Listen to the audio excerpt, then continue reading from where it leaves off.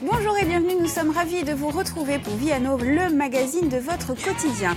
Ils sont intolérants aux frustrations, capricieux, autocentrés, ce sont les enfants rois. Une position qui n'est pas si facile à vivre pour eux et qui peut déboucher sur des comportements tyranniques à l'âge adulte. Alors de l'enfant roi à l'adulte tyran, on en parle avec nos invités dans la deuxième partie de l'émission.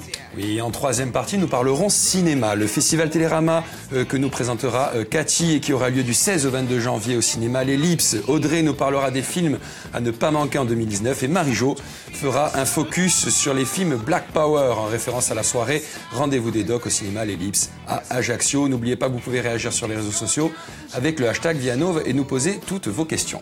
À notre table, aujourd'hui, Marina Ribaldi qui est venue mettre son petit grain de sel. Salut Marina. Salut, bonjour à tous. Toujours un plaisir.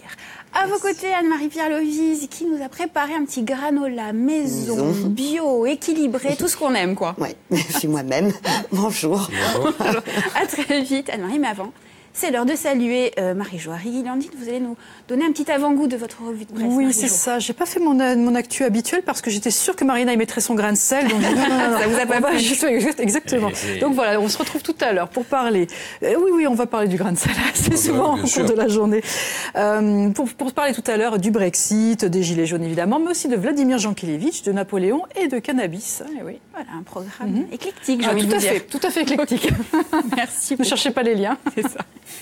Marina. Oui, Marina. Partons en Méditerranée avant tout. Oh oui.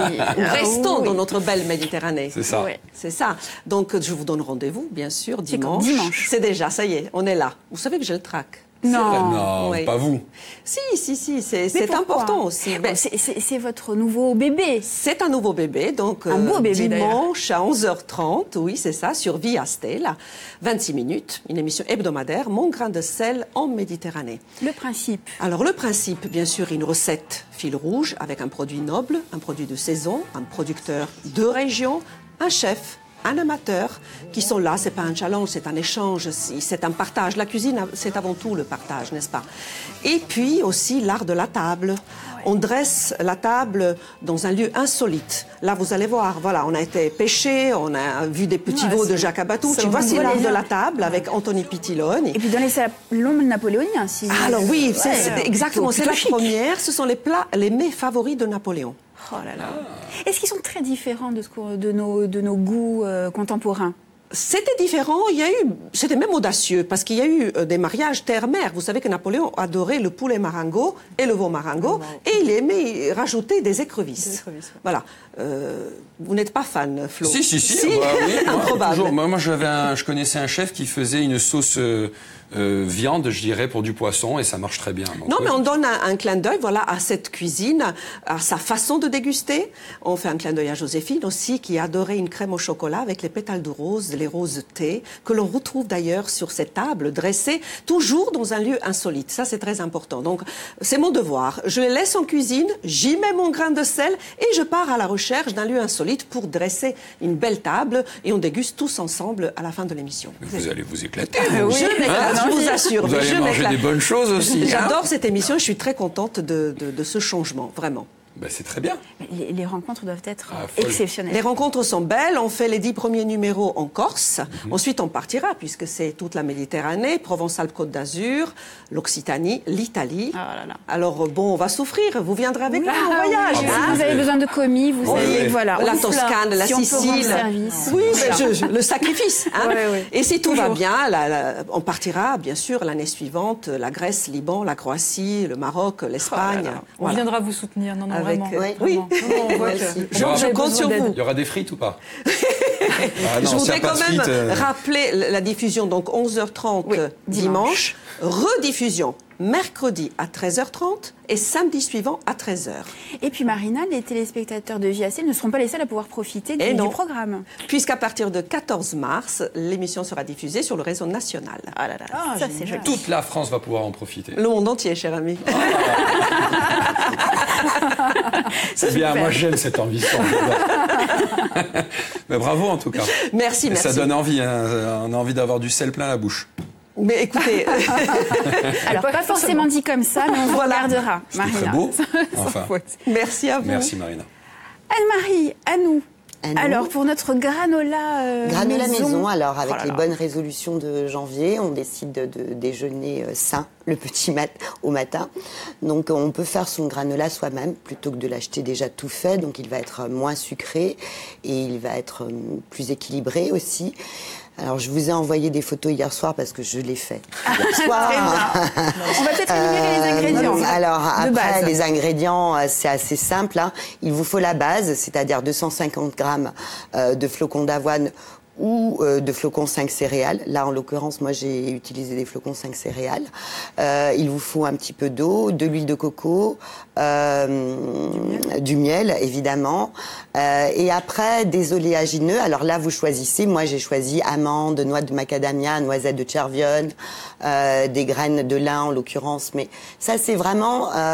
vous pouvez mettre juste des amandes et des noisettes. D'accord. C'est selon les goûts. Ouais, c'est selon les goûts. Alors, l'important, c'est de faire votre base, c'est-à-dire de mettre vos flocons d'avoine dans un saladier, de faire préchauffer votre four à 150. Ah, ça passe au four? Oui, on va griller en fait. Voilà. La cuisson, Vous ça veut faites dire qu'il y a fondre cuisine. votre huile de Bonheur. coco. Vous faites fondre votre huile de coco, votre eau et votre miel.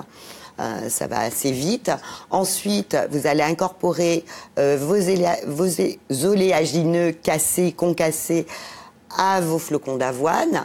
Vous mettez ensuite l'huile de coco, le miel et l'eau. Vous laissez gonfler 5 minutes. Et après, vous allez étaler sur une plaque, préalablement avec du papier sulfurisé avant. Et vous enfournez, toujours à 150. Au bout de 5 minutes, vous remuez un petit peu pour que la coloration elle soit homogène, la cuisson soit homogène. Et puis vous laissez cuire. Et alors, ça dure à peu près 20 minutes. 5 minutes avant la fin de cuisson, vous remuez encore un petit peu pour que ce soit bien homogène. Là, vous sortez du four, vous laissez refroidir. Et après, vous allez pouvoir incorporer des fruits comme la pomme séchée, les palettes de chocolat. Là, c'est des petits morceaux d'ananas séchés, des cranberries. Oui, après, c'est selon les exactement. Envies. Ou vous pouvez laisser votre base comme ça, à part, dans une boîte hermétique.